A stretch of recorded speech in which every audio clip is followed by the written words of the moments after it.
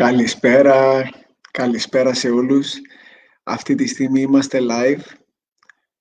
Για να σιγουρευτούμε ότι ακούγουμε κανονικά, ο πρώτος που θα δει ότι είμαστε live, ας στείλει ένα χεράκι, μια καρδούλα, ό,τι θέλετε. Σε λίγα λεπτά ξεκινάει η πολύ ενδιαφέρουσα συζήτηση που θα έχουμε και απόψε στο απόψινό επεισόδιο του I'm Possible Inspirational Stories. Οπότε θα δώσουμε λίγο χρόνο. 9 ακριβώς θα ξεκινήσουμε, θα δώσουμε λίγο χρόνο να συνδεθεί ο κόσμος και σε λίγο έχουμε μαζί μας και τον κύριο Μάριο.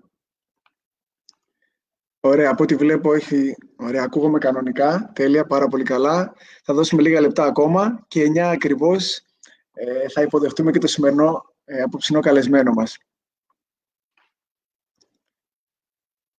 Έχετε ακόμα 3 λεπτά και μπορείτε φυσικά, αν έχετε δικούς σας ανθρώπους που θέλετε να παρακολουθήσουν τη συζήτηση μας live και θα μπορείτε και εσείς, υπενθυμίζω, να κάνετε τις δικές σας ερωτήσεις. Μπορείτε να μοιραστείτε το link του live στο προφίλ σας, να το δώσετε σε κάποιο φίλο σας, ώστε να μπορέσει και αυτός να παρακολουθήσει την απόψινή μας συνομιλία. Από ό,τι βλέπω έχει αρχίσει ήδη και μπαίνει ο κόσμος. Καλησπέρα σε όλους, καλησπέρα. Πραγματικά ανυπομονώ και είμαι πολύ χαρούμενος για το απόψινό.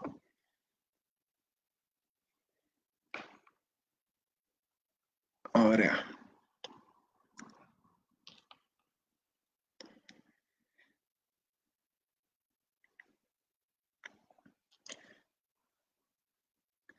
Καλησπέρα σε όλους. Βλέπω μπαίνουν συνεχώς άτομα. Να σας ενημερώσω ότι δίνουμε 2 λεπτά ακόμα και 9 ακριβώς ξεκινάμε για να μπορέσουν να δουν τα άτομα ότι είμαστε live.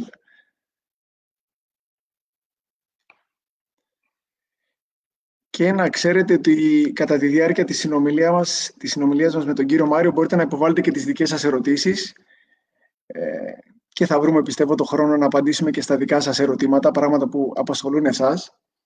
Και όπως είπαμε και στην ανακοίνωση, έχουμε τον πλέον κατάλληλο σήμερα μαζί μας για να μας λύσει έτσι πολλές απορίες και πράγματα τα οποία δεν θα μας βοηθήσουν μόνο θεωρητικά, αλλά πιστεύω ότι μπορούν να μας κάνουν καλύτερη και την καθημερινότητα. Και αυτός είναι ο σκοπός.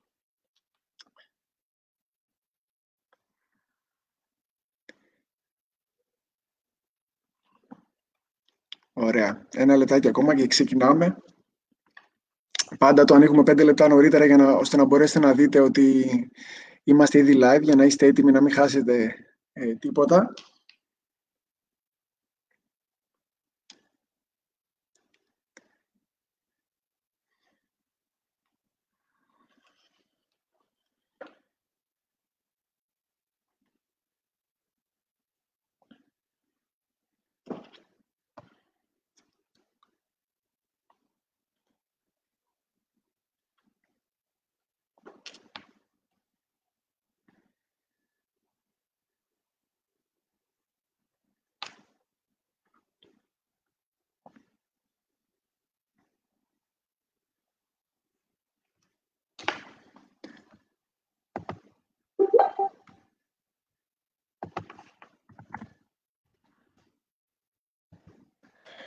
Λοιπόν, λίγα δευτερόλεπτα ακόμα και ξεκινάμε. Θέλω να είμαστε έτσι τυπικοί στο ραντεβού μας.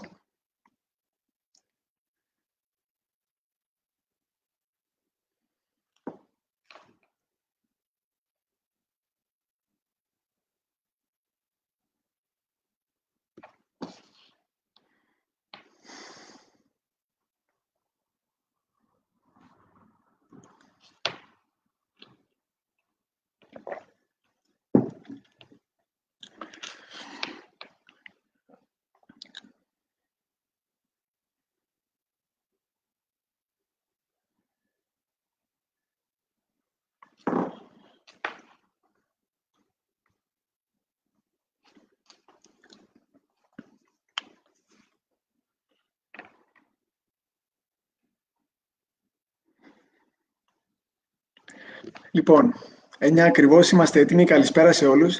Είμαι ο Σπύρος ο Ζήλης, για όσους φυσικά δεν γνωριζόμαστε με όλους. Καλώς ήρθατε σε ένα ακόμα επεισόδιο του I'm Possible Inspirational Stories. Σκοπός του I'm Possible γενικά είναι να δώσει έμπνευση, παρακίνηση και κυρίως γνώστη στους ανθρώπους, ώστε να εξελιχθούν στην καλύτερη εκδοχή του εαυτού τους, και φιλοξενούμε συνεχώς ανθρώπους που έχουν να μας δώσουν μέσα από την ιστορία τους, μέσα από τη γνώση τους, πράγματα να πάρουμε.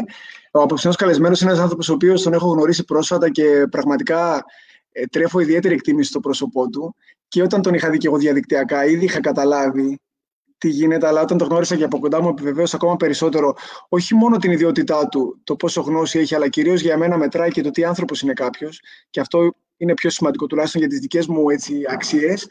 Έχουμε μαζί μας έναν άνθρωπο λοιπόν ο οποίος είναι ο πλέον κατάλληλος να μας μιλήσει για τον εγκέφαλο, και όχι μόνο, θα πούμε πάρα πολλά πράγματα σήμερα. Η ιδιότητά του είναι κλινικός αναλυτής χαρτογράφης εγκεφάλου. Μαζί μας λοιπόν ο κύριος Μάριος Σεβρισαριανός. Τον προσθέτω στην κλίση μας. Καλησπέρα. Καλησπέρα. Ευχαριστώ για την υπέροχη εισαγωγή. Να είστε καλά. Καλά. Καλησπέρα, καλώς ήρθατε. Και θα ήθελα έτσι να ξεκινήσουμε λίγο. Είδα ότι από προχθές που κάναμε έτσι την ανακοίνωση, είδα πάρα πολύ ενδιαφέρον από τον κόσμο. Και ήθελα να σας ρωτήσω, γενικά είναι η εποχή που οι άνθρωποι έχουν αφήσει το ταμπού που υπήρχε παλιά όσον αφορά πράγματα που μας απασχολούσαν, όσον αφορά την ψυχική μας υγεία, και πλέον ανοιχτά ενδιαφέρονται? Είναι ότι η εποχή έχει ζορίσει, ή και τα δύο μαζί? Ποια είναι η δική σας έτσι εμπειρία με αυτά που βλέπετε καθημερινά? Να πω, τα ταμπού αυτά σίγουρα έχουν χάσει πια την αξία τους, και την έχουν χάσει πιστεύω για ένα απλό λόγο. Ότι πλέον όταν έρχεται η γνώση, έρχεται και η απομυθοποίηση. Μέσα από την απομυθοποίηση είναι φυσικό επόμενο να μπορούμε να διαχειριζόμαστε καλύτερα τις καταστάσεις, και αυτό μας κάνει και αισθανόμαστε ασφαλείς. Φανταστείτε ένα απλό πραγματάκι. Τουλάχιστον εγώ όταν ήμουν παιδί, δηλαδή γύρω στα 10 με 15 ετών, άτομα τα οποία παρουσίαζαν κάποιες επιληπτικές κρίσεις, τους λέγανε σεληνιασμένους ή ότι μπήκε το δαιμόνιο μέσα. Φανταστείτε λοιπόν πόσο κακό ήταν αυτό το πράγμα για την κοινωνία εκείνη την ώρα, εκείνη την εποχή, και πόσο δεν θέλανε όχι να το βλέπουνε, αλλά εάν κάτι συνέβαινε στο μικρό κόσμο τους, δεν έπρεπε καν να ανακοινωθεί. Σιγά σιγά ήρθε η γνώση και είδαμε ότι ούτε καν ασθένεια δεν είναι. Είναι μια ηλεκτρική διαταραχή, για το συγκεκριμένο παράδειγμα που αναφέραμε. Άρα ο κόσμος πιο εύκολα τώρα, και το βλέπουμε τα τελευταία χρόνια, όταν λέω τα τελευταία χρόνια 15-20, το πιο εύκολα θα προσεγγίσει έναν άνθρωπο, δεν θα έλεγα ειδικό, αλλά έναν άνθρωπο που έχει να του προσφέρει μια γνώση, όπου αυτή η γνώση μπορεί να του ανοίξει το δρόμο και να δει τα πράγματα από μια διαφορετική οπτική γωνία, όπου να του κάνει τη ζωή πολύ πιο εύκολη, πολύ πιο άνετη, πολύ πιο γαλήνια. Σωστά. Πιστεύετε όμως ότι παράλληλα τα τελευταία 15 χρόνια ή τουλάχιστον την τελευταία δεκαετία, ότι έχουν ίσως οι εξωτερικές συνθήκες ζορίσει λίγο την κατάσταση, ή όχι? Τι πιστεύετε με την εμπειρία σας? Μια που είπαμε ότι δεν θα μιλάμε μόνο για εγκέφαλο, να πούμε ότι μάλλον να συμφωνήσουμε σε κάτι τη λέξη, πιστεύω να μην τη χρησιμοποιούμε, γιατί πιστεύω σημαίνει ότι δέχομαι κάτι χωρίς να μπορώ να το αποδείξω. Εμείς όμως βλέπουμε στην καθημερινότητα ότι αυτό που με ρωτάτε αυτή τη στιγμή αποδεικνύεται, και αποδεικνύεται γιατί όντως ο κόσμος έχει πιεστεί, και έχει πιεστεί για πάρα πολλούς λόγους. Οι απαιτήσεις είναι περισσότερες, οι γνώσεις είναι περισσότερες, τα πράγματα που θέλουμε να κάνουμε είναι περισσότερα, αλλά κάτι συνέβη να είναι πολύ λιγότερο. Και ποιο είναι αυτό το κάτι που συνέβη να είναι πολύ λιγότερο, που μας οδήγησε σε μια κατάσταση να είμαστε περισσότερο, αν το θέλετε, ανασφαλείς, περισσότερο να νιώθουμε ότι απειλούμαστε, με συνέπεια να αυξάνει το άγχος μας, να αυξάνει η ανασφαλιά μας, ο φόβος μας.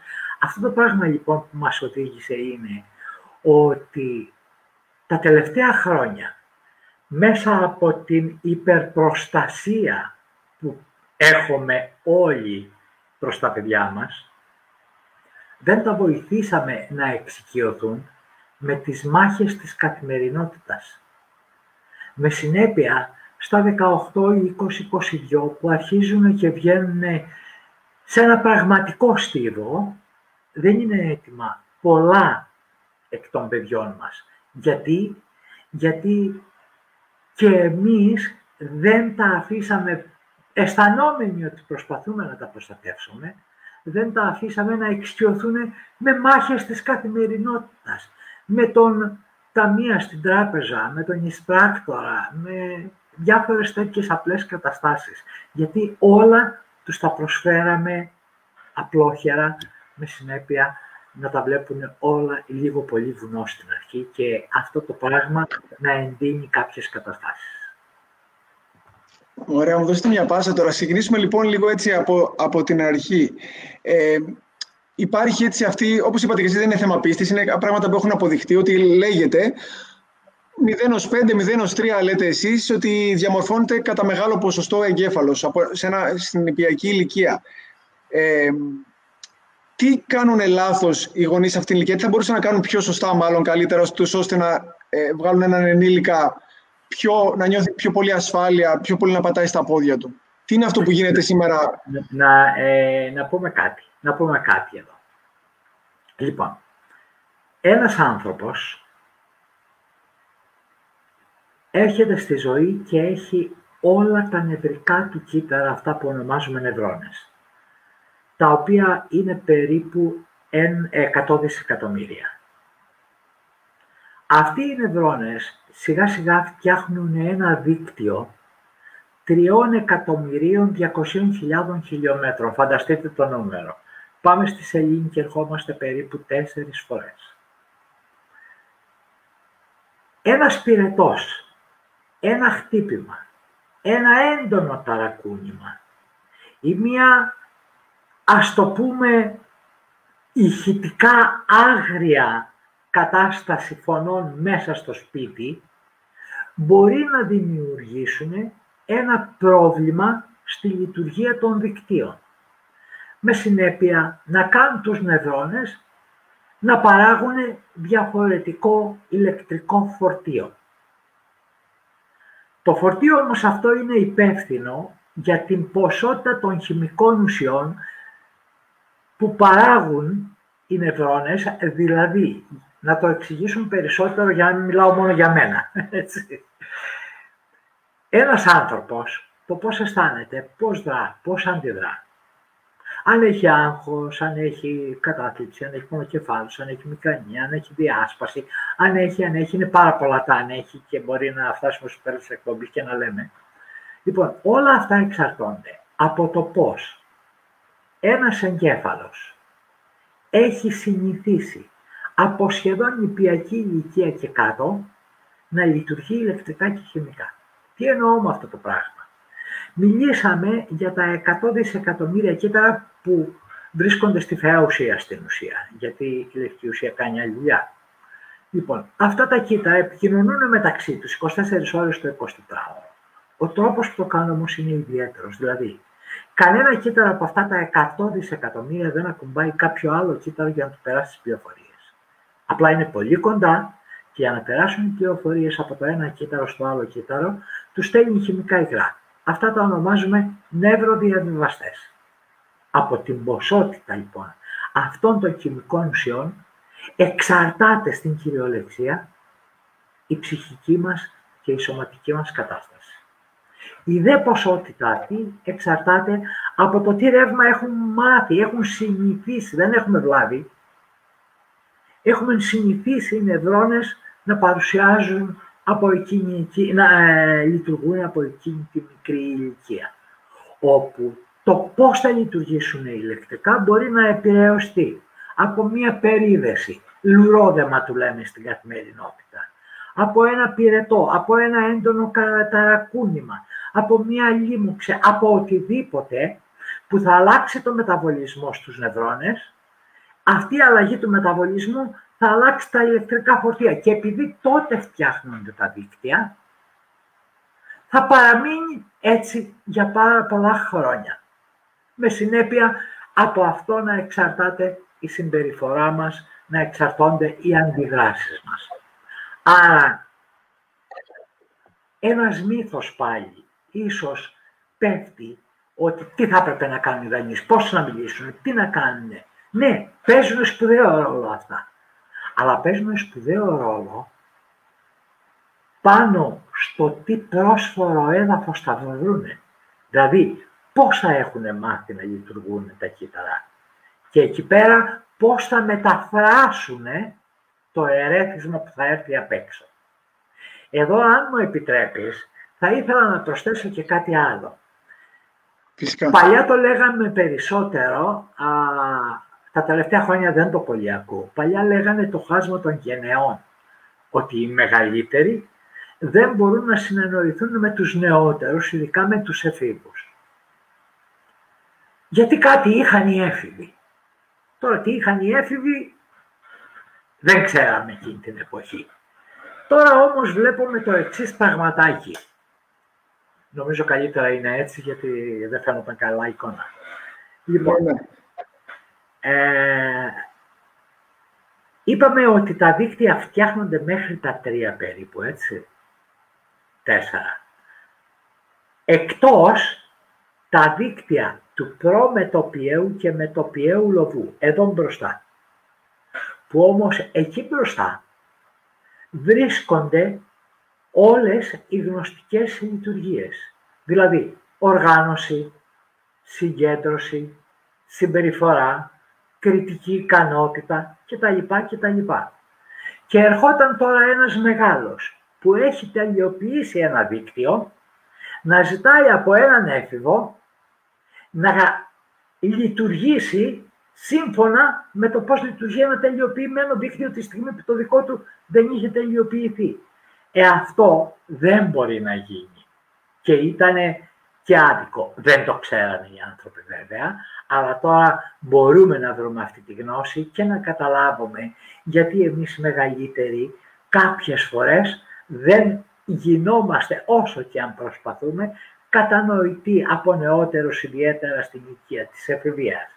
Πρέπει λοιπόν εμείς να βρούμε τρόπους να επικοινωνήσουμε με ένα ακόμα όχι τελειοποιημένο κομπιούτερ και όχι το μη τελειοποιημένο κομπιούτερ να επικοινωνήσει με εμάς που είμαστε τελειοποιημένοι.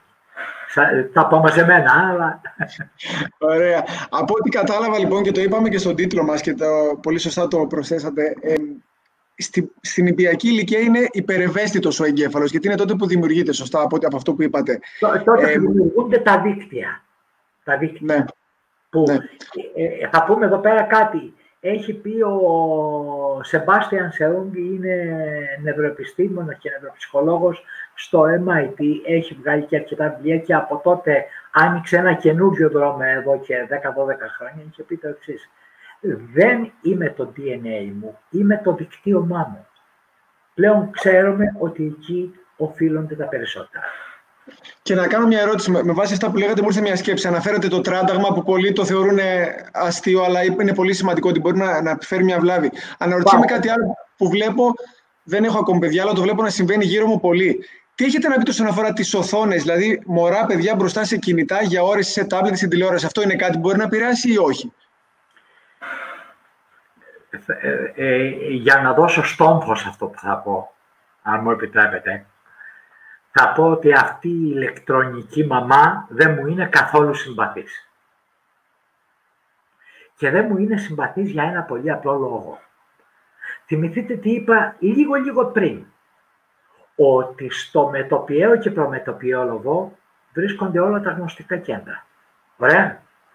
Όμως κινητά, οθόνες κτλ, ιδιαίτερα όταν είμαι πολύ κοντά στα μάτια μας, λόγω της εναλλαγής εκατομμυρίων χρωμάτων ανά μιλισεκόντ, δημιουργούν φωτοευαισθησία στα νευρικά κύτταρα, ιδιαίτερα μετωπιαίου προμετωπιαίου λοβού.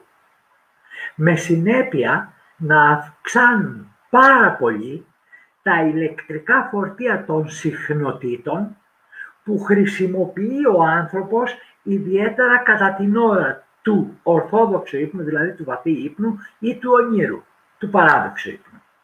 Καταλαβαίνετε λοιπόν σε τι κόπωση βάζει τον εγκέφαλο, καταλαβαίνετε ότι εάν ένα άτομο έχει μια κάποια διάσπαση προσοχής θα αυξηθεί, καταλαβαίνετε ότι θα επιφέρει πονοκεφάλους, μικρανίες κτλ. Αν έχει βρει πρόσφορο έδαφος. Και μην ξεχνάμε, χρόνια πριν μπουν έτσι πολύ δυναμικά οι νευροεπιστήμες, απαγορευόταν και ακόμα απαγορεύεται σε άτομα που έχουν κάποιες επιληπτικές κρίσεις να βρίσκονται μπροστά στις οθόνες. Γι' αυτό ακριβώς το λόγο. Διότι αυξάνει τη δύναμη, το ηλεκτρικό φορτίο, το εύρος των αργών συχνοτήτων, ο εγκέφαλος πάει να κάνει ομοιόσταση, αυξάνει και το εύρος των γρήγορων συχνοτήτων, γίνεται το βραχικύκλωμα και έχουμε τα αποτελέσματα αυτά που έχουμε. Για μένα λοιπόν, μας βολεύει όλους σαν γονείς να έχουμε την ηλεκτρονική μαμά και να ασχολούνται τα παιδιά εκεί πέρα και να μην μας πολύ ενοχλούν, αλλά από την άλλη μεριά θα πρέπει να τους δώσουμε τη γνώση, γιατί πια την έχουμε, ότι παρακαλούμε πολύ, όχι πάνω από μισή ώρα την ημέρα. Είναι καταστροφή από εκεί και πέρα. Και φαντάζομαι από μωρά μέχρι κάποια ηλικία και καθόλου, έτσι. Φαντάζομαι τα πρώτα χρόνια ιδανικά καθόλου. Σαφέστατα. Δηλαδή εκεί που φτιάχνετε, είναι σαν να πηγαίνουμε να φτιάχνουμε καλωδίωση ενός σούπερ υπολογιστή και την ώρα που φτιάχνουμε εκεί μέσα την καλωδίωση να έχουμε και ένα μπιστολάκι αυτά για τα μαλλιά με θερμό αέρα και να ζεσταίνουμε τα καλώδια. Ήδη δηλαδή την ώρα που πάμε να τοποθετήσουμε τα καλώδια, ήδη αρχίζουμε και τα διαβρώνουμε. Οπότε κάποια στιγμή αυτά πολύ σύντομα θα μας δώσουν κάποιο πρόβλημα, κάποιο ελάττωμα. Μάλιστα, πολύ ωραία. Σημαντικό που το ακούσαμε αυτό. Κάνω μια ερώτηση ακόμα. Πόσο ρόλο παίζει, και όχι μόνο στην νηπιακή ηλικία, και στη μετέπειτα ζωή μας και σαν ενήλικες, η τροφή που δίνουμε στον εγκέφαλό μας και σαν ότι βάζουμε το στόμα μας, αλλά κυρίως και ότι βάζουμε στο μυαλό μας, με σκέψεις όπως έχετε αναφέρει, το τι διαβάζουμε, το τι ακούμε, το περιβάλλον μας. Πολύ ωραίο ερώτημα. Πολύ ωραίο. Φαντάζομαι για την τροφή δεν είμαι ο ειδικότερος να μιλήσω, αλλά μπορούμε να πούμε 5 πράγματα. Και βασικά, ναι. Νομίζω ότι και ο κόσμος γνωρίζει πάρα πολλά πλέον, γιατί οι πληροφορίες είναι πάρα πολλές. Με λίγα λόγια, πρώτα απ' όλα πρέπει η τροφή του εγκεφάλου να αποφεύγεται, να αποφεύγουμε ως τροφή του εγκεφάλου πράγματα που έχουν μέσα σαλικυλούχο οξύ, διότι κουράζουν τον εγκέφαλο. Όπως είναι η υπερ, και παρακαλώ πολύ να προσεχθεί έτσι όπως το λέω, όπως είναι η υπερκατανάλωση πορτοκαλιών μανταρινιών, που είναι στα σαλικυλούχα αυτά, βύσσινα, κεράσια, έτσι, στους έτοιμους χυμούς και τα λοιπά, junk food, όλα αυτά έχουν μέσα σαλικυλούχο οξύ. Ζάχαρη φαντάζομαι γενικά. Θα πάμε εκεί, ζάχαρη, αλκοόλ. Για μας στις νευροεπιστήμες είναι το απόλυτο 0. Ο καρδιολόγος και πολύ σωστά θα πει ότι βοηθάει πάρα πολύ στα αγγεία και που το λέει πάρα πολύ σωστά. Την ίδια στιγμή όμως οι οδηγίες οι δικές μας είναι ότι ακόμα και ένα ποτήρι μπορεί να θανατώσει εγκεφαλικά κύτταρα. Θα μου πείτε έχουμε τόσα δισεκατομμύρια, έτσι, αλλά όταν αυτό το πράγμα γίνεται σε μια καθημερινή βάση και πάνω από 3 ποτά, θα αρχίσει το πρόβλημα. Θα αρχίσει πολύ μεγάλο πρόβλημα. Ζάχαρη, επίσης, όχι πάρα πολύ καφεΐνη. Είναι σημαντικό. Επίσης, δεν κοιμόμαστε, γιατί τροφή είναι και αυτό, δεν κοιμόμαστε το βράδυ έχοντας ένα κινητό δίπλα στο μαξιλάρι μας. Επίσης, πρέπει να πούμε το εξής πράγμα. Μία από τις σημαντικότερες τροφές του εγκεφάλου είναι να κοιμόμαστε τουλάχιστον 8 ώρες. Και ο λόγος αυτός είναι επειδή εάν θα κοιμόμαστε περίπου 8 ώρες, θα μπορέσουμε να μπούμε αρκετές φορές μέσα σε φάση ονείρου, που το όνειρο κρατάει 5 λεπτά. Είναι η φάση του παράδοξου ύπνου, η φάση REM όπως ονομάζεται, από το Rapid Eye Movement. Λοιπόν, σε εκείνο το 5 λεπτό εγκέφαλος κάνει χημικό και ηλεκτρικό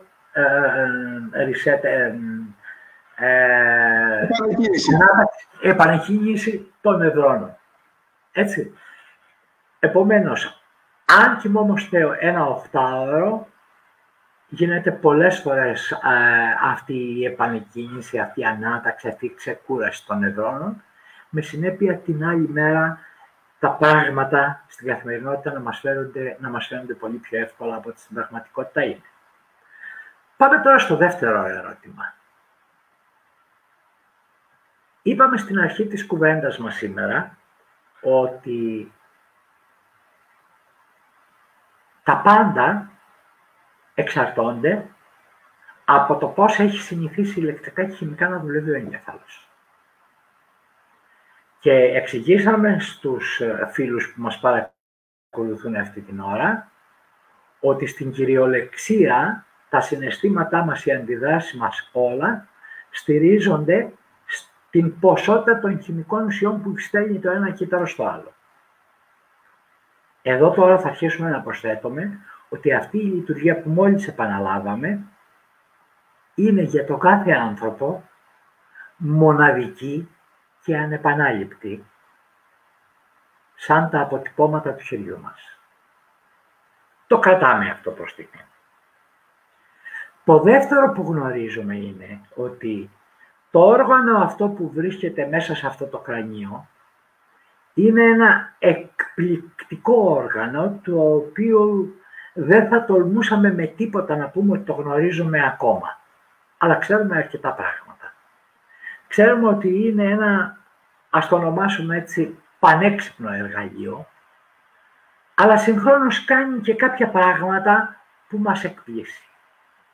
Και τι θέλω να πω με αυτό. Ο εγκέφαλος, είτε δει κάτι, ας το πούμε πραγματικό, είτε υποθέσει, είτε νομίσει, το θεωρεί πάντοτε αληθινό. Φέρνω ένα παράδειγμα. Βλέπουμε μία ταινία στην τηλεόραση που ξέρουμε ότι είναι κόψε-ράψε αυτή η ταινία. Έτσι. Ότι είναι ηθοποιοί και όμως ο εγκέφαλος θεωρεί ότι είναι αλήθεια, ταυτιζόμαστε με κάποιον από τους πρωταγωνιστές συνήθως και μία στιγμή μας πιάνουμε, η αδρεναλίνη να είναι στο μάξιμουμ, το στομάχι μας να είναι σφιγμένο, γιατί ο εγκέφαλος νομίζει ότι είναι αλήθεια. Άρα, παίζει τεράστια σημασία, πρώτα απ' όλα, να είμαστε ευγενικοί προς τους εαυτούς μας. Είναι το σημαντικότερο για μένα σημείο, όπου αυτή η ευγένεια θα κτηνοβολήσει προς τους άλλους. Είπαμε προηγουμένως ότι η λειτουργία αυτή είναι μοναδική και ανεπανάληπτη. Και εδώ πρέπει να σπάσει ένας άλλος μύθος. Αγαπητέ Σπύρο, όσο και αν προσπαθήσεις να με νευριάσεις, το αν εγώ θα νευριάσω δεν θα εξαρτηθεί από σένα. Εξαρτάται στην κυριολεξία από μένα. Και εξαρτάται από μένα υπό ποια έννοια? Από το πώς οι χημικές μου ουσίες, οι νευροδιαβιβαστές, θα το μεταφράσουν. Εσύ μπορεί να πεις α και εγώ να καταλάβω α+++, για παράδειγμα. Η αντίδρασή μου θα είναι διαφορετική. Μπορεί την άλλη μέρα πάλι να έρθεις να μου πεις α, να μου πεις το ίδιο πράγμα ακριβώς. Και εγώ να έχω κάνει ένα θαυμάσιο ύπνο, να έχω φάει νωρίς το απόγευμα, που σημαίνει ότι θα έχει ξεκουραστεί ο εγκεφαλός μου, θα έχει αιματωθεί σωστά ο εγκεφαλός μου, και την άλλη μέρα αυτός το α θα είναι για μένα ένα χαρμόσυνο μήνυμα, που την προηγούμενη δεν ήτανε. Μπαίνω σε αυτές τις λεπτομέρειες για να δείξω ότι, να πω ένα πράγμα που τουλάχιστον εμένα με έκανε κάπως να ελευθερωθώ. Δηλαδή, εάν μου πείτε κάτι, εγώ θα το προσλάβω μοναδικά. Θα το αναλύσω μοναδικά και θα αντιδράσω μοναδικά. Συμφωνούμε σε αυτό? Σωστά. Εσείς γιατί θα πάρετε προσωπικά την αντίδρασή μου, αφού εγώ έτσι το βλέπω. Δεν μπορώ να το δω αλλιώς. Ένας άνθρωπος, παραδείγματος χάρη, που έχει ενεργοποιημένο το μηχανισμό του στρες χρόνια, με συνέπεια ο εγκέφαλός του να δραματοποιεί τα γεγονότα, τα ερεθίσματα, είναι φυσικό επόμενο να στεναχωρηθεί πάρα πολύ εύκολα, είναι φυσικό επόμενο να νευριάσει πάρα πολύ εύκολα, είναι φυσικό επόμενο αναλόγως που θα βρούμε αυτά τα ηλεκτρικά φορτία να πέσει σε δυστημικά συναισθήματα. Είναι αναμενόμενο λόγω της λειτουργίας του εγκεφάλου. Απλά περίμενε ένα ερέθισμα. Σήμερα έτυχε να το δώσει ο Σπύρος. Αύριο να το δώσει ο Μάριος. Μεθαύριο να το δώσει κάποιος άλλος. Αλλά η ανάλυση γίνεται από το δικό μας εγκέφαλο. Θέλω να πολύ ωραία αυτά που λέτε και φαντάζομαι πριν προχωρήσω στην επόμενη ερώτηση, αναφέρατε πριν για μια ταινία το παράδειγμα, φαντάζομαι πόσο ίσως βλάπτει, ειδικά στην εποχή που ζούμε με αυτά που γίνονται, το να βλέπει κάποιος από το πρωί μέχρι το βράδυ ειδήσεις, έτσι, που οι περισσότερες είναι αρνητικές, το τι ζημιά μπορεί να κάνει σε έναν ανθρώπινο εγκέφαλο. Γιατί αναφέραμε πριν για την πνευματική τροφή. Έχεις απόλυτο δίκιο. Έχεις απόλυτο δίκιο σε αυτό που λες αυτή τη στιγμή. Γιατί ο εγκέφαλος, όπως είπαμε προηγουμένως, δεν μπορεί να καθαρίσει τι είναι αλήθεια, τι είναι ψέματα. Και οτιδήποτε του δώσουμε, το οποίο θα είναι και επαναλαμβανόμενο, θα τον βάλει σε μία κατάσταση έτσι ώστε να λειτουργούν τα δίκτυά του με αυτόν τον τρόπο. Και οι ειδήσεις δεν είναι ό,τι καταλληλότερο για να ταΐσουμε τον εγκέφαλό μας. Εάν δεν ήμασταν στον αέρα αυτή τη στιγμή, θα χρησιμοποιούσα μια φράση, όχι δική μου, έτσι, που έλεγε «αίμα και πουλάει πολύ». Και ξέρετε γιατί πουλάει πολύ στην αρχή? Γιατί και εμάς μας αρέσει κάπως να τα βλέπουμε. Γιατί, ξέρετε, εκείνη την ώρα, αυτό που βλέπουμε δεν συμβαίνει σε εμάς. Εκείνη την ώρα, λοιπόν, ο οργανισμός, επειδή ο ίδιος δεν εισπράττει αυτά που γίνονται, νιώθει ασφάλεια και νιώθει μία τάξη ότι επιβάλλεται. Με συνέπεια να νιώθει υποτίθεται ήρεμος, αλλά μακροχρόνια αυτή η επανάληψη του πολύ αίματος, να το πούμε έτσι, καταλαβαίνετε τι εννοώ αίμα, έτσι, δεν γυρίζει αυτό. Ναι. Θα έρθει και θα κάνει τα δίκτυα να λειτουργούν με έναν τρόπο, όπου θα αρχίσει και αυτός να γίνεται ένα με αυτή την κατάσταση.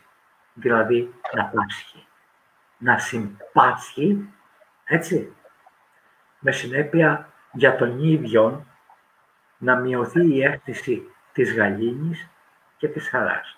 Και βλέπετε, έχουμε φτάσει σε ένα σημείο. Μαζευόμαστε μία παρέα να βγούμε ένα βραδάκι σε μία ταβερνούλα για να πούμε δυο αστεία, να γελάσουμε, έτσι, να τσιμπήσουμε κάτι της αριευτίας μας. Και πάλι σε αυτήν την ταβέρνα, ό,τι υπάρχει στις ειδήσεις μεταφέρεται εκεί πέρα. Δηλαδή, έχουμε πλέον γίνει άτομα τα οποία επαναλαμβάνουμε καταστάσεις και τις ζούμε πλέον στο μικρό κοσμό μας, πέρα από τον μεγάλο κόσμο, πέρα από τον πληθυσμό το μεγάλο.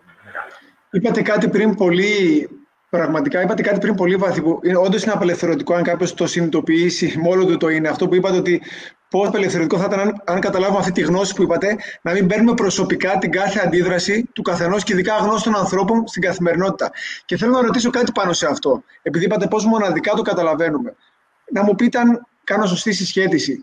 Γνωρίζουμε ότι δεν θα το πω σωστά, το πείτε εσείς καλύτερα, ότι είναι γνωστό ότι δεν βλέπουμε με τα μάτια μας. Έτσι, υπάρχει εδώ πέρα κάπου στον εγκέφαλο που χτυπάει η ενέργεια τέλος πάντων και είναι σαν προβολή στα μάτια μας. Και εγώ ρωτάω τώρα, κατά πόσο έχουμε αυτό που λέμε αντικειμενική πραγματικότητα, δηλαδή μήπως όντως κατά κάποιο τρόπο, με βάση το πώς λειτουργεί ο εγκέφαλός μας και πώς αντιλαμβανόμαστε εμείς τα πράγματα, μοναδικά ο καθένας, μήπως ο καθένας λίγο ή πολύ δημιουργεί τη δική του πραγματικότητα μέσα στην αντικειμενική πραγματικότητα?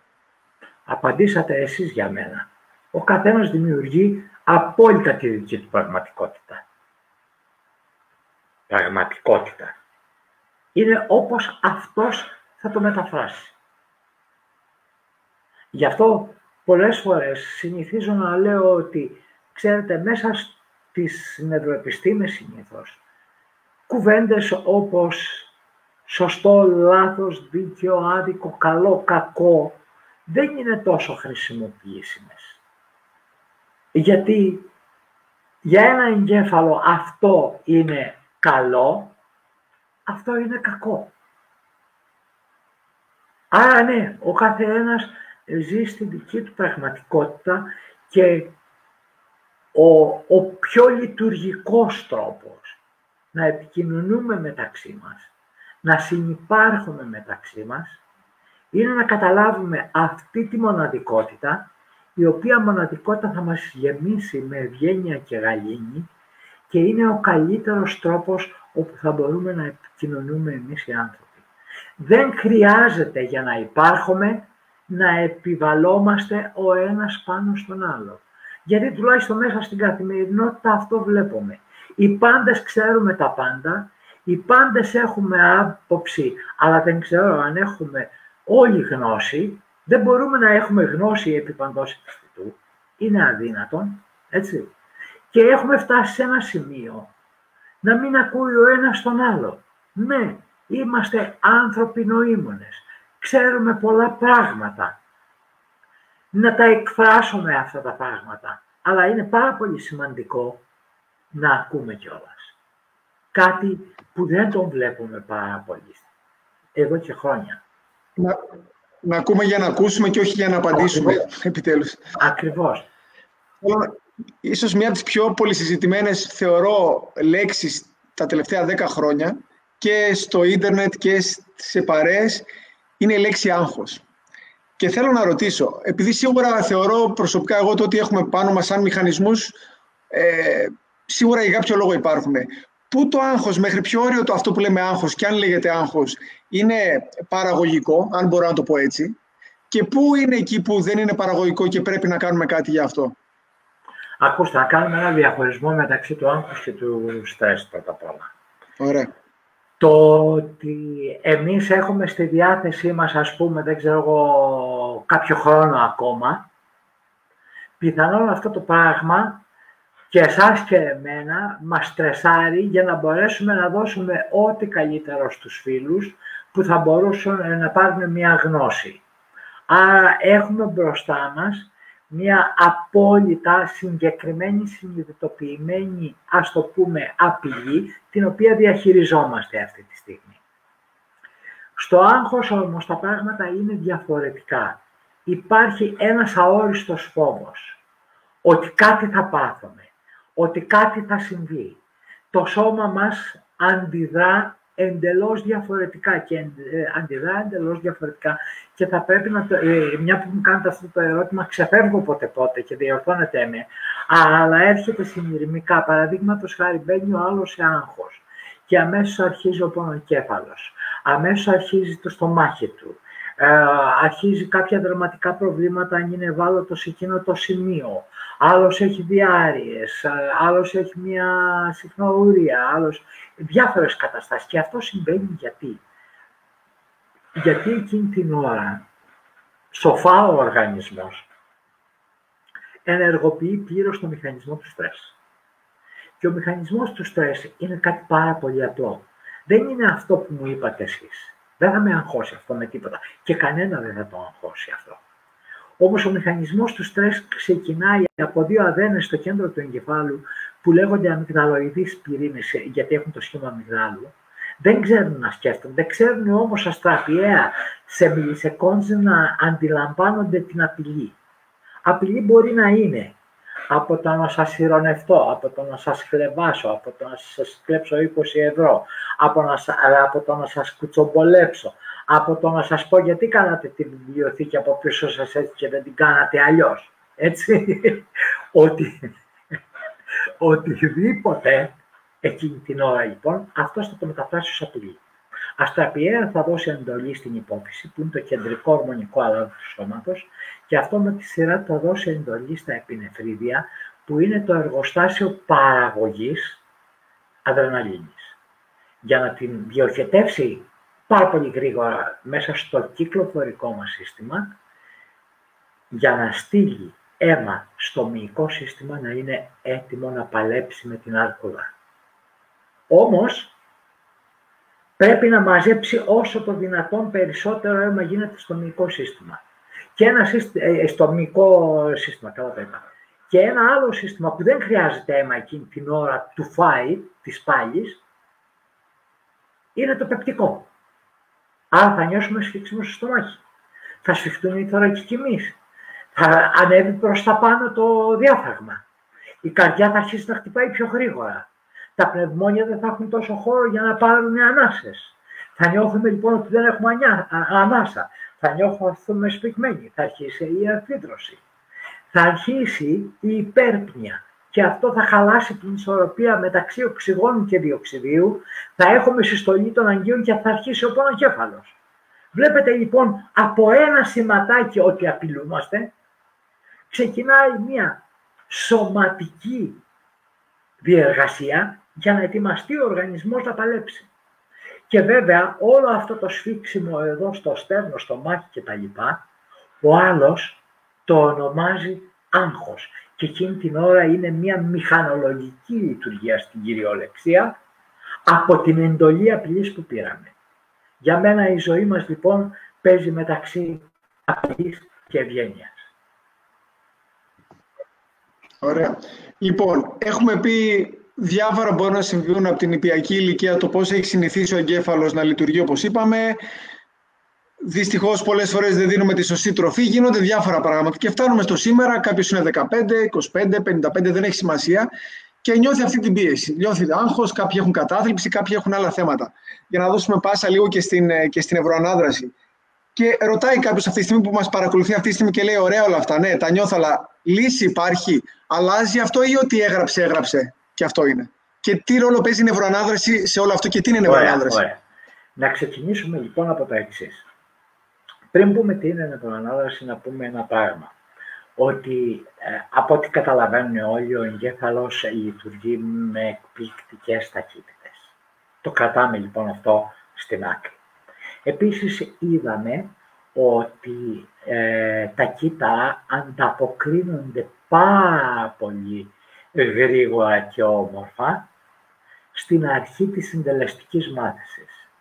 Και ποια είναι αυτή η αρχή της συντελεστικής μάθησης?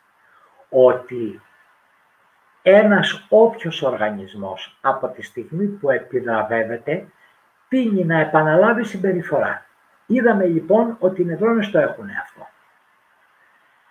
Είπαμε στην αρχή ότι η λειτουργία αυτή είναι συνήθεια, δεν είναι βλάβη. Επομένως χρειαζόταν να ανακαλυφθεί μια τέτοιου τύπου τεχνολογία έτσι ώστε να μπορεί να αναγνωρίζει σε απόλυτα πραγματικό χρόνο τη λειτουργία του εγκεφάλου και στην κατάλληλη, στην λειτουργική λειτουργία, να το πω έτσι, υπερβολή είναι και πλεονεξία, αλλά μ' αρέσει να το λέω έτσι, να τον επιβραβεύει. Έτσι λοιπόν έχουμε την νευροανάδραση. Η οποία νευροανάδραση δεν είναι τίποτε άλλο παρά στην κυριολεξία ένα από τα ισχυρότερα εργαλεία των νευροεπιστημών, όπου χρησιμοποιούμε την υψηλή τεχνολογία με μη επεμβατικό τρόπο για να βοηθήσουμε το άτομο να εκπαιδεύσει τα κύτταρά του εγκεφάλου του να παράγουν σωστό ηλεκτρικό φορτίο.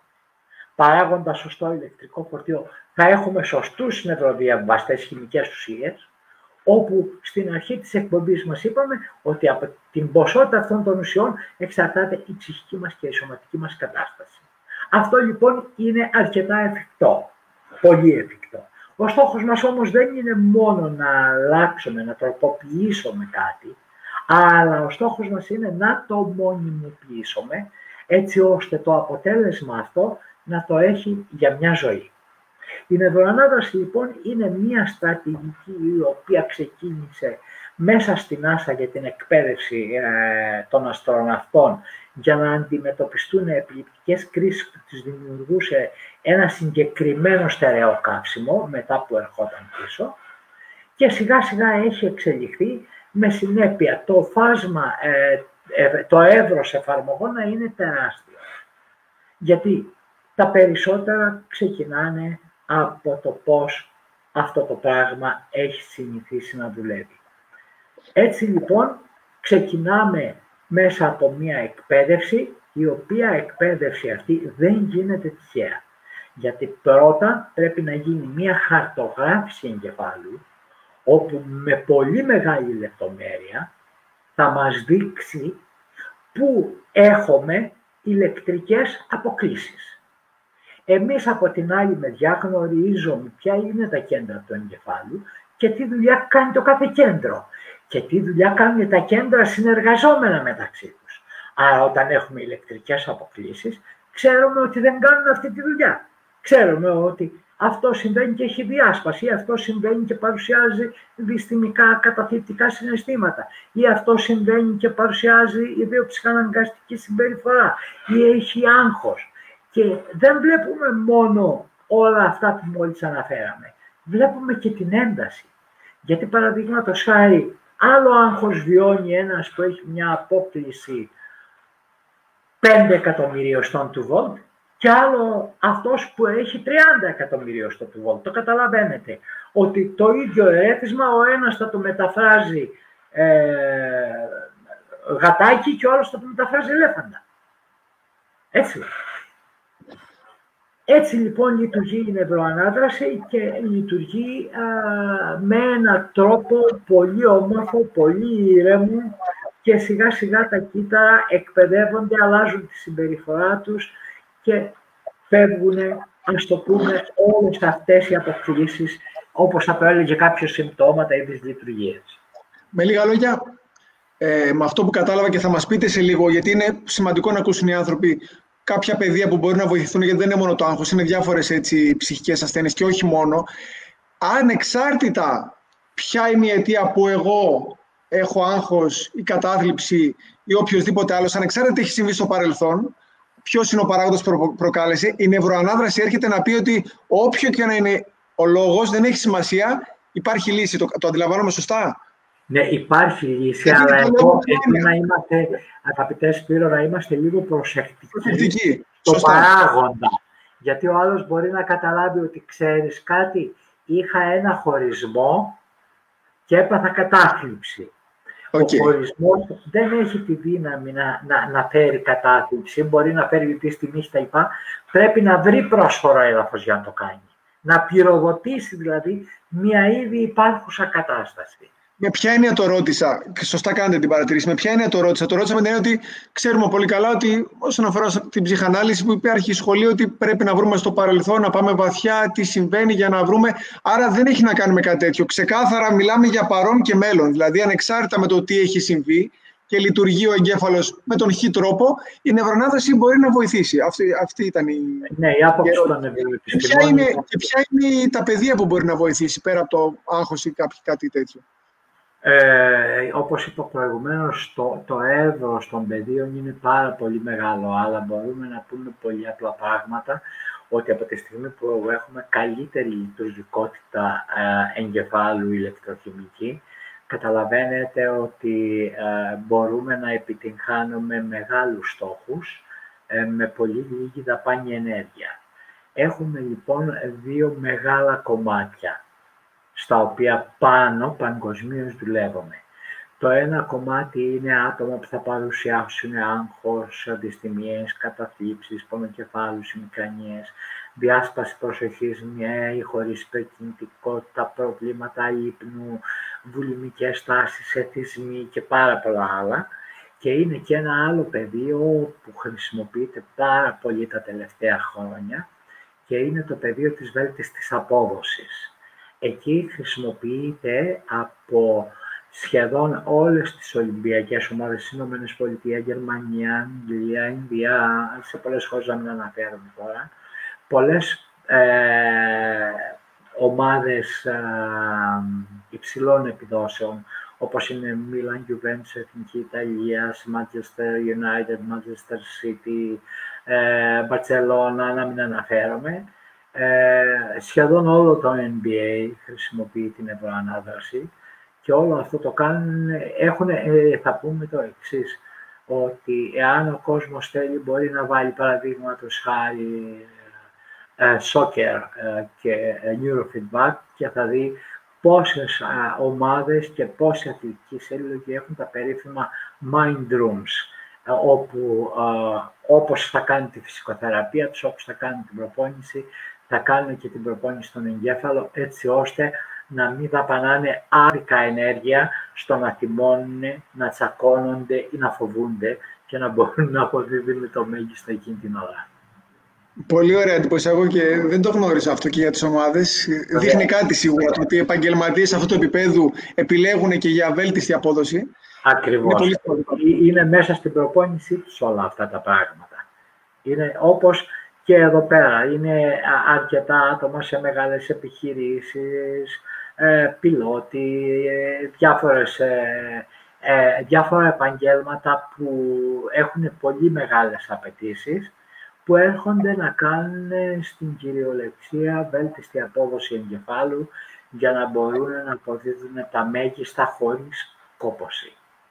Μου δίνετε τώρα μια ωραία πάσα για μια ερώτηση που είχα σημειώσει και να κάνω παρένθεση εδώ πέρα ότι αν έχετε ερωτήσεις δικές σας, παρακαλώ πολύ ήδη γράψτε κάτω, γιατί έχουμε έτσι και λίγο περιορισμένο χρόνο. Θα τις απαντήσουμε πιστεύω. Γράψτε τις ερωτήσεις όμως τώρα κάτω και κατά τη διάρκεια θα τις ρωτήσουμε και αυτές. Ερώτηση.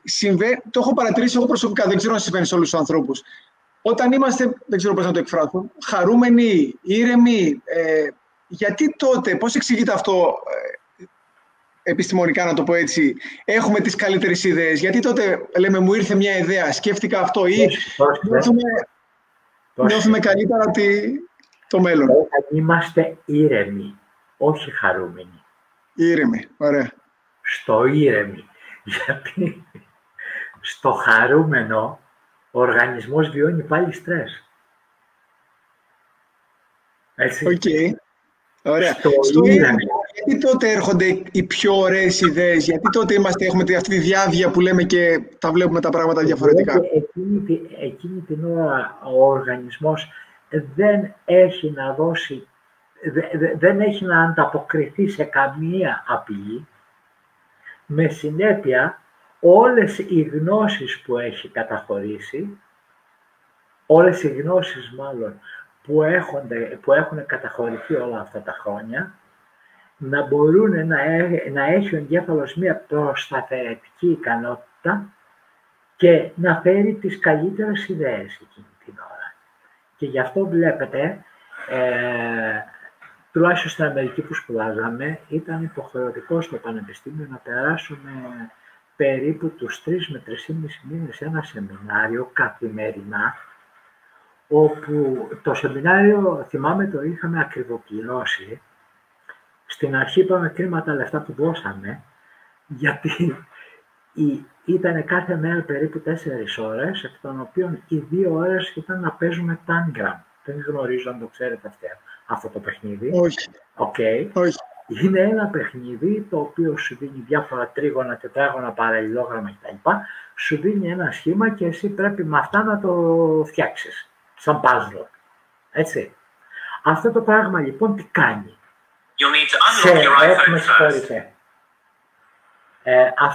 Μίλησα λίγο το αγγλικό και το πιάσε το φύρι. Κατάλαβα, ναι, οκ. Αυτό το πράγμα τι κάνει? Σε αναγκάζει να συγκεντρωθείς. Και το ισχυρότερο όπλο αυτή τη στιγμή απέναντι στην απειλή του όταν νιώθει ο εγκέφαλος είναι η συγκέντρωση. Όσο συγκεντρωνόμαστε, τόσο απενεργοποιείται η δυναμική των αμυγδαλοειδών πυρήνων που είπαμε πριν. Λοιπόν, η συγκέντρωση είναι το εργαλείο για να φέρει την ηρεμία. Όταν είμαστε ήρεμοι, λοιπόν, ο εγκέφαλος έχει εκπληκτική προσταθερετική ικανότητα και τότε μας έρχονται ιδέες. Γι' αυτό λέμε πολλές φορές και προσπαθούμε να περάσουμε μια γνώση στον κόσμο ότι, ξέρετε κάτι, όταν είσαστε λυπημένοι ή χαρούμενοι, μην παίρνετε αποφάσεις. Γιατί είναι το ίδιο πράγμα. Okay. Γι' αυτό λοιπόν εξηγείται ότι όταν είμαστε εστιασμένοι, προσιλωμένοι σε ένα στόχο, γι' αυτό τότε έρχονται συνέχεια ιδέες, γίνονται πράγματα, γιατί είμαστε σε ένα πράγμα. Και... Ακριβώς. Και θυμάμαι τότε σε αυτό το σεμινάριο, αμέσως μετά το 2ωρο που παίζαμε, να το πούμε έτσι, το περίφημο Tangram, μας βάζανε και κάναμε brainstorming, καταιγισμό ιδεών, συνέχεια. Έτσι, που και εκεί είναι μια άλλη ιστορία πώς γίνεται το brainstorming κτλ. Ωραία, θέλω να ρωτήσω κάτι ακόμα πριν λάβουμε τις ερωτήσεις. Πείτε, συγγνώμη. Ναι, όπου θα ξέρετε και από την εργασία σας ότι την ώρα που κάνουμε brainstorming δεν πρέπει να κάνουμε κριτική σε καμία ιδέα μας. Ακριβώς για να μην τρομάξουμε τον εγκέφαλο. Γιατί αν κάνουμε σε κριτική, ας πούμε, θέλω να κάνω αυτό και μου έρχεται πρώτη ιδέα και πω, έλα μωρέ, αυτό δεν γίνεται, ο εγκέφαλος έχει μπει σε κατάσταση απειλής, δύσκολα θα μου φέρει επόμενες ιδέες. Χαλάει δηλαδή το brainstorming άμα κάνουμε κριτική μεταξύ μας, πρέπει απλά να ρίχνουμε ιδέες. Ιδέες και στο τέλος την κριτική. Στο τέλος θα πούμε ποιες δουλεύουν, ποιες δεν δουλεύουν και αναλόγως θα φτάσουμε σιγά σιγά να φιλτράρουμε και να φτάσουμε στις ιδέες οι οποίες θα είναι λειτουργικές. Βλέπετε, πολύ συγκεκριμένα δεν χρησιμοποιώ όταν λέω κάτι για τον εγκέφαλο. Λέω αυτό θα είναι λειτουργικό ή αυτό δεν θα είναι λειτουργικό. Γιατί δεν του στέλνω την έννοια μέσα του φόβου ότι αυτό δεν θα είναι καλό ή θα είναι κακό κτλ. Γιατί αυτό θα το συνδέσει αστραπιαία αυτό το πράγμα. Άρα πολύ σημαντικές και οι λέξεις που χρησιμοποιούμε, αυτό που λένε κάποιοι και για την πάρα πολύ, πάρα πολύ. Όταν δηλαδή λέω ακόμα και για πλάκα συνέχεια, πω, θα πεθάνω. Δηλαδή δεν είναι καλό για τον εγκέφαλο αυτό σαν λέξη, είπα ένα παράδειγμα τυχαίο. Θα πω ένα παράδειγμα, μου αρέσει να το λέω αυτό το παράδειγμα, έτσι. Βλέπει κάποιος, είναι στον δρόμο με το φρούτο, περπατάνε και βλέπουν μια κοπέλα πολύ όμορφη. Και λέει ο ένας στον άλλο, πω, φοβερή κοπέλα. Είπα αυτή τη φράση, που την ακούμε συχνά. Ναι. Από τη στιγμή που είπε το φοβερή, για να την πλησιάσει θα δυσκολευτεί αρκετά. Γιατί ήδη έστειλε μήνυμα στον εγκέφαλό του ότι είναι φοβερή. Το καταλαβαίνετε αυτό πλέον. Δηλαδή ακόμα κι αν ο τρόπος που το λέμε φαίνεται σαν θετικός, επειδή η λέξη από μόνη της δεν είναι θετική, το παίρνει το μήνυμα ο εγκέφαλος, παίρνει τη λέξη σαν λέξη ότι... Ακριβώς. Της δίνει μια τεράστια δραματοποιημένη διάσταση που εμπεριέχει μέσα της το λέξη φόβος. Άρα με λίγα λόγια όταν ξεκινάμε μου ήρθε τώρα έτσι που μιλάμε, να εντός εισαγωγικών κυνηγήσουμε ένα στόχο και ξεκινάμε ότι είναι δύσκολο, δεν ξέρω αν μπορώ, με τη μία δηλαδή βάζουμε εμπόδια στο αποτέλεσμα. Έχω μπροστά μου ένα στόχο. Πρέπει να ψάξω τις εναλλακτικές μου λύσεις. Πρέπει να κάνω το brainstorming, έτσι. Και να κάνω τις κινήσεις μου ήρεμα σαν ένας καλός σκακιστής πάνω σε μια σκακέρα. Μόνο αυτό. Ωραία. Αυτό είναι ακριβώς που τώρα, αγαπητές τυρολές, για το θέμα, ακόμα και το πώς μιλάμε, αυτό είναι που εννοούσα πριν, το πόσο ευγενικοί πρέπει να είμαστε στον εαυτό μας. Στον εαυτό μας, πολύ σημαντικό. Πριν είμαστε σε οτιδήποτε άλλο, πρώτα σε εμάς. Αν είμαστε ευγενικοί με εμάς, αυτό θα ακτινοβολήσει. Δεν χρειάζεται καμία απολύτως προσπάθεια. Πολύ ωραία. Ωραία. Λίγες ερωτήσεις ακόμα και κλείνουμε. Έχετε ακόμα λίγο χρόνο να δώσετε τις δικές σας ερωτήσεις. Θέλω να ρωτήσω κάτι. Γνωρίζουμε ότι, και εσείς φυσικά καλύτερα, λόγω ιδιότητας, ότι από μικρή ηλικία εδώ στην αρχή καταγράφονται διάφορες, αυτό που λέμε τις λεγόμενες πεποιθήσεις. Ωραία, για οποιοδήποτε τομέα της ζωής μας. Λέω ένα τυχαίο παράδειγμα, η πεποίθηση που μπορεί να έχει κάποιος από νηπιακή ηλικία για τη ζωή, για τα χρήματα. Υπάρχει άποψη ότι οι πεποιθήσεις μας είναι το λεγόμενο πεπρωμένο μας. Πιστεύετε εσείς με βάση την... Λένε κάποιοι άνθρωποι ότι ξέρεις κάτι, εγώ αυτός είμαι τώρα, δεν αλλάζω. Έχω μάθει π.χ. έτσι με αυτόν τον τρόπο. Τι έχει να πει η Ευρωεπιστήμη γι' αυτό, όσον αφορά την πλαστικότητα του εγκεφάλου? Μπορούμε να αλλάξουμε? Αλλάζει ο άνθρωπος τελικά? Αλλάζουν οι πεποιθήσεις ή είναι κάτι το οποίο ό,τι είναι? Θα σας πω κάτι. Είπατε προηγουμένως μία φράση, ότι αυτός είμαι εγώ. Το ακούμε συχνά, γι' αυτό και το λέω. Αυτή η φράση στην ουσία χρησιμοποιείται σαν όπλο για την ασφάλειά του. Διότι εγώ όταν βλέπω ανθρώπινες οντότητες οι οποίες με ευγενικό ή με αδρό τρόπο προσπαθούν να επιβληθούν, το ξαναλέω, προσπαθούν να επιβληθούν, για μένα εκείνη την ώρα είναι μια κατάσταση ότι οι ίδιοι πιθανόν δεν νιώθουν πολύ άνετα. Νιώθουν μια μικρή ή μεγάλη αγωνία μέσα τους. Το ότι ο άνθρωπος αλλάζει, θα πω το εξής πράγμα, ότι αλλάζει ο τρόπος με τον οποίο βιώνουμε τα πράγματα. Και από τη στιγμή που τα πράγματα τα βιώνουμε, τα εισπράττουμε διαφορετικά και οι αντιδράσεις μας θα είναι διαφορετικές. Άρα σε ένα γενικό ερώτημα, αν αλλάζει ο άνθρωπος, θα πούμε ναι, γιατί να μην αλλάζει. Και εδώ θα πω ένα πράγμα που πολλές φορές μας λένε στο γραφείο. Λέει, ξέρετε κάτι, εγώ δεν θέλω να έρθω να χαλαρώσω και να χάσω αυτή μου την ενέργεια. Έτσι και το λένε και με στόμπο έτσι.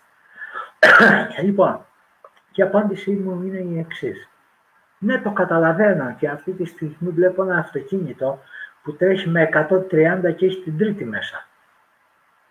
Αλλά εγώ θέλω να πάμε με 160 και να έχετε την έκτη μέσα. Πιο άνετα. Πιο άνετα, λιγότερη δαπάνη ενέργεια, πιο ξεκουραστό μοτέρ. Αυτό είναι ο εγκέφαλος. Δυστυχώς, όταν συνηθίζουμε κάτι, ακόμα και αν μας πονάει, πολλές φορές δυσκολευόμαστε να το αφήσουμε. Νιώθουμε την απειλή. Ναι, είναι έτσι. Είναι έτσι. Γιατί ξέρετε κάτι. Η οποιαδήποτε αλλαγή για τον εγκέφαλο είναι απειλή. Δηλαδή, ετοιμαζόμαστε να πάμε ένα ταξίδι διακοπές. Ξέρω εγώ σε ένα νησί που δεν έχουμε ξαναπάει. Τις πρώτες στιγμές που θα φτάσουμε στο νησί, ίσως και την πρώτη μέρα, θα νιώθουμε πολύ άνετα. Γιατί ο εγκέφαλος προσπαθεί να προσαρμοστεί σε μια νέα κατάσταση, να μάθει τα πράγματα εκεί, για να νιώσει ασφάλεια πρώτα απ' όλα. Για να μπορέσει να απολαύσει. Νομίζω ότι όλοι το έχουμε ζήσει αυτό το πράγμα. Ναι, έχετε δίκιο. Ωραία, λίγο πριν κλείσουμε 2 ερωτήσεις ακόμα. Θέλω λίγο, επειδή το έχω δει στην καθημερινότητά μου να συμβαίνει και νομίζω ότι είναι σημαντικό να ακουστεί και θα ήθελα τη γνώμη σας για αυτό. Υπάρχουν οι άνθρωποι που, ευτυχώς υπάρχουν και αυτοί οι άνθρωποι που μεγαλώσανε, ας το πούμε εντός εισαγωγικών, με το σωστό τρόπο και λειτουργεί χημικά και ηλεκτρικά πολύ σωστά ο εγκέφαλός τους. Τι θα λέγατε σε αυτούς τους ανθρώπους όμως που έχουν δίπλα τους άτομα τα οποία έχουν ψυχικές ασθένειες και δεν μπορούν εύκολα να τους καταλάβουν? Λίγο η συμπεριφορά, γιατί πολλές φορές ακούμε το κλασικό μην αγχώνεσαι, είναι όλα στο μυαλό σου. Δηλαδή, βλέπω να μην υπάρχει αυτό που λέμε η συναισθηματική νοημοσύνη. Τι θα λέγατε σε αυτούς τους ανθρώπους που είναι καλά και μπράβο, ψυχικά, σωματικά, πνευματικά, αλλά όσον αφορά τη συμπεριφορά τους σε αγαπημένα πρόσωπα που δίπλα τους ζορίζονται και περνάνε μια δύσκολη φάση? Θα τους έλεγα, το πρώτο πράγμα είναι να κατανοήσουν και να ακούσουν τι συμβαίνει στον άλλο. Γιατί από την άλλη μεριά είναι αδύνατο να βιώσουν, όσο και να αγαπάνε το διπλανό τους άτομο, αυτό που βιώνει το παιδί τους, η γυναίκα τους, ο άνδρας τους, έτσι. Είναι δύσκολο να το βιώσουν οι ίδιοι. Είναι αδύνατο στην ουσία να το βιώσουν οι ίδιοι. Αλλά μπορούν να καταλάβουν ένα πράγμα. Ότι το άτομο που έχουν δίπλα τους και που τους λέει αυτά τα πράγματα για τις ανασφάλειες, για τις ανησυχίες τους, ότι έτσι τα βιώνει και απλά να σταθούν δίπλα τους χωρίς πολλές συμβουλές. Γιατί συνήθως το να δώσουμε κάποιον σε μία συμβουλή δεν είναι καθόλου μία εύκολη κατάσταση, μία λειτουργική κατάσταση. Και ξέρετε για ποιο λόγο? Γιατί θα του πούμε αυτό που εμείς νομίζουμε με τον τρόπο όπως που εμείς το έχουμε αναλύσει. Αλλά που ο δικός μας τρόπος δεν είναι ο τρόπος του αγαπημένου μας προσώπου που αλλιώς αναλύει τα πράγματα. Επομένως, αν μπορούν να συμπάρχουν ανθρώπινα δίπλα και να προσπαθήσουν να του περάσουν μία γνώση χωρίς να χρησιμοποιούμε αυτό που έχω βαρεθεί να βλέπω στην κοινωνία, Στα έλεγα εγώ, έτσι δεν ήτανε? Έτσι. Στα έλεγα, όλοι δικαστές και δικαιωνόμαστε. Λοιπόν, αυτά δεν χρειάζονται. Δηλαδή την ώρα που ο άλλος πιέζεται, την ώρα που ο άλλος δεν νιώθει όμορφα, δεν είναι η ευκαιρία για να δικαιωθούμε εμείς. Πρέπει λοιπόν να είμαστε αρκετά προσεκτικοί στο πώς θα συμπεριφερόμαστε στους άλλους με αγάπη και ευγένεια, να νιώθει ότι έχει κάποιον εκείνη την ώρα, έστω και αν είναι ψευδαίσθηση, γιατί τη λύση θα τη βρει μόνος του στο τέλος, αλλά να έχει την αίσθηση ότι έχει ένα κάποιον δίπλα του που ενδιαφέρεται για αυτόν, που είναι έτοιμος να τον στηρίξει αν πραγματικά τελικά το χρειαστεί. Πολύ ωραία. Και τι θα δίναμε σαν μήνυμα, ίσως αυτή τη στιγμή, τώρα που μιλάμε, ίσως αύριο μεθαύριο, μπορεί και σε ένα χρόνο από τώρα, μέσω του YouTube που μπορεί να δει κάποιος αυτό το βίντεο, τι μήνυμα θα δίνετε σε κάποιον που αυτή τη στιγμή νιώθει ένα βάρος πάνω του, νιώθει ότι δεν μπορεί να σηκωθεί καν από το κρεβάτι? Τι μήνυμα, έτσι, θετικό μήνυμα θα δίνουμε σε αυτούς τους ανθρώπους που έχουν έτσι, ίσως μια ψυχική κατάσταση δύσκολη αυτή την περίοδο? Ας υποθέσουμε ότι δεν έχουν την ευχέρεια να επισκεφτούν κάποιος ο οποίος θα του μπορέσει να τους προσφέρει μία γνώση, ας το πούμε έτσι, μία βοήθεια και κάτι πρέπει να κάνουν μόνοι τους. Πρώτο πράγμα, σωστή διατροφή. Δεύτερον, περπάτημα. Και πάνω απ' όλα, μου αρέσει να λέω μια κουβέντα. Δράστε. Μη μένετε απαθείς. Και ξέρετε γιατί το λέω αυτό το πράγμα? Γιατί δεν μου αρέσει να λέω μια λέξη και να την αφήνω. Εάν ο άλλος αναγκαστεί να δράσει, αυτό σημαίνει ότι θα συγκεντρωθεί. Από τη στιγμή που θα συγκεντρωθεί, εξηγήσαμε προηγουμένως πώς γίνεται η λειτουργία και μειώνεται ασταθερά το άγχος. Δηλαδή, αν με λίγα λόγια δράσει, αλλάζει εκείνη την ώρα το ερέθισμα. Κατανοείτε πώς το λέω? Πάει ο εγκέφαλος να σκεφτεί κάτι άλλο. Δεν φοβάται την αρκούδα που έχει κατασκευάσει ο καθένας μας στο μυαλό του. Πολύ ωραία.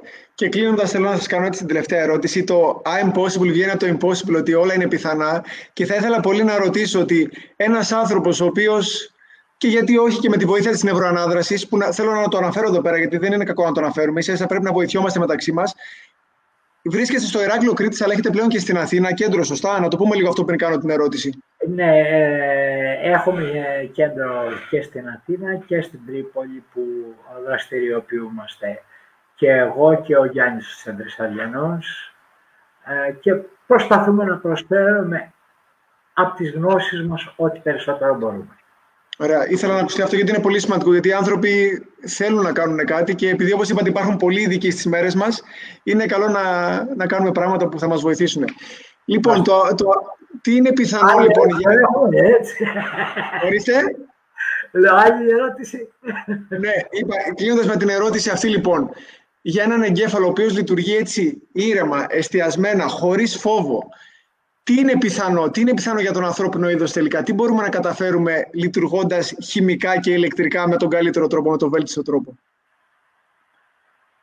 Το πρώτο πράγμα που σε πρώτη φάση μπορούμε να πούμε είναι μια υπέροχη συνύπαρξη. Από εκεί και πέρα, τι γνώσεις θα μας δώσει το μέλλον για τη λειτουργία του εγκεφάλου, αυτό μακάρι να μπορέσουμε να ζήσουμε όσα περισσότερα. Βλέπετε εδώ να πούμε ένα πράγμα. Γνωρίζουμε εδώ και 10-15 χρόνια μια εκπληκτική λειτουργία του εγκεφάλου που βλέπουμε ότι την έχουν όλοι οι εγκέφαλοι. Δηλαδή, με την βοήθεια της λειτουργικής μαγνητικής τομογραφίας, είδαμε ότι ο κάθε εγκέφαλος, 4 δεύτερα πριν συμβεί ένα γεγονός, ο εγκέφαλος το έχει αντιληφθεί. Δεν ξέρουμε πώς το κάνει και ποιος ο λόγος που το κάνει. Έχουμε πολλά να μάθουμε ακόμα και αυτό είναι καλό, γιατί θα έχουμε και άλλα επεισόδια που θα συζητήσουμε και διάφορα ακόμα πράγματα, έτσι. Εντάξει, έγινε. Άρα λοιπόν, ουσιαστικά, αν μπορούμε να το πούμε έτσι, με έναν τρόπο όπως μου έρχεται, οι περισσότεροι από εμάς, αν όχι όλοι, έχουμε ακόμα πολύ περισσότερη δυνατότητα από αυτή που ήδη δρούμε στην πράξη, έτσι, με βάση αυτά που μας λέτε. Θα πω ένα πράγμα. Κάποια φορά με ρωτάνε, μα ο εγκέφαλος λειτουργεί μόνο το 10%, γιατί ξέρετε, κυκλοφορεί και αυτός ο μύθος. Ναι, υπάρχει αυτός ο μύθος, θέλω να το ακούσω λίγο αυτό, ναι. Έτσι, ότι ο εγκέφαλος λειτουργεί μόνο το 10%.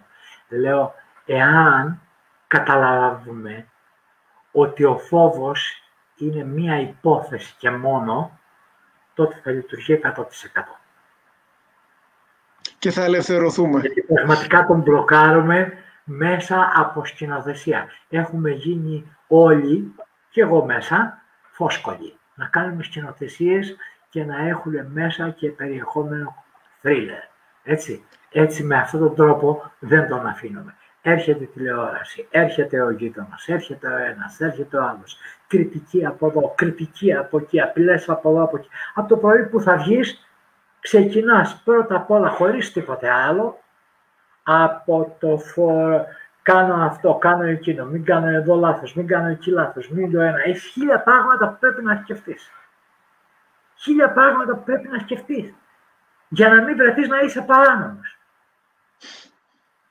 Και μόνο αυτό φτάνει. Να σε εκπαιδεύει κάθε μέρα στο φόβο.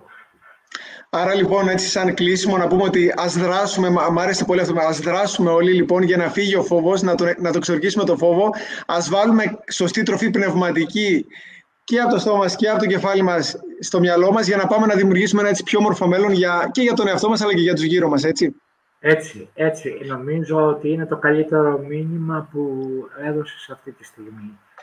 Ευχαριστώ για το δικό σας μήνυμα και για τις πληροφορίες που δώσατε. Νομίζω είπατε πολύ χρήσιμα πράγματα. Σίγουρα για ένα τόσο εκπληκτικό εργαλείο που οι νευρώνες φτάνουν στο φεγγάρι και γυρνάνε πίσω δεν φτάνει μία ώρα προφανώς. Έτσι, και έχουμε πράγματα να μάθουμε. Αλλά νομίζω κάναμε ένα πρώτο πολύ ωραίο βήμα και ευχαριστούμε πολύ όσοι παρακολουθήσανε live αυτή τη συζήτηση. Να ξέρουν ότι από αύριο θα μπορούμε να αποστάρουμε και στο κανάλι στο YouTube το link για να μπορεί κάποιος να το δει και να το μοιραστεί με δικούς του ανθρώπους. Κύριε Μάρη, σας ευχαριστώ πάρα πολύ για την τιμή που μου κάνατε. Ευχαριστώ που δόθηκε η ευκαιρία να μπορέσουμε να συζητήσουμε πράγματα, να περάσουμε στον κόσμο γνώση και όχι μηνύματα. Δεν είμαστε εμείς για να περνάμε μηνύματα, μόνο γνώση να περνάμε, γιατί η γνώση είναι το καλύτερο εργαλείο για να είμαστε γαλήνοι, χαρούμενοι και ευτυχισμένοι. Ευχαριστούμε πάρα πολύ. Καλό βράδυ, να είστε καλά. Ευχαριστούμε πάρα πολύ όλους. Γεια σας.